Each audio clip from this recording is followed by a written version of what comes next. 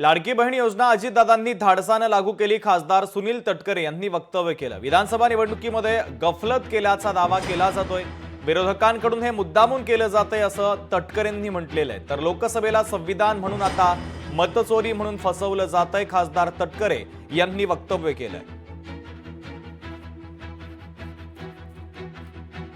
विधानसभेच्या निवडणुकीला समोर जाण्याच्या अगोदर लाडकी बहीण योजना मी अनेक वेळा या गोष्टीचा उल्लेख केला आणि माझ्या भाषणात प्रत्येक ठिकाणी उल्लेख राहील। या राज्यामध्ये सर्वाधिक अर्थसंकल्प राज्याच्या स्थापनेपासून कुणी मांडले तर तुमचे माझे नेते असलेले अजितदादांनी सर्वांनी मांडले। महाविकास आघाडी असेल, लोकशाही आघाडी असेल सुरुवातीची म्हणजे काँग्रेस आणि राष्ट्रवादी काँग्रेस पक्षाची, त्यानंतर झालेली महाविकास आघाडी असेल किंवा महायुतीचं सरकार असेल, यामध्ये सुद्धा उपमुख्यमंत्री पदाची जबाबदारी या राज्यामध्ये स्थापनेपासून सर्वाधिकपणाने कुणी निभावलेली आहे तर तुमचे माझे नेते असलेले अजितदादांनी निभावलेली आहे।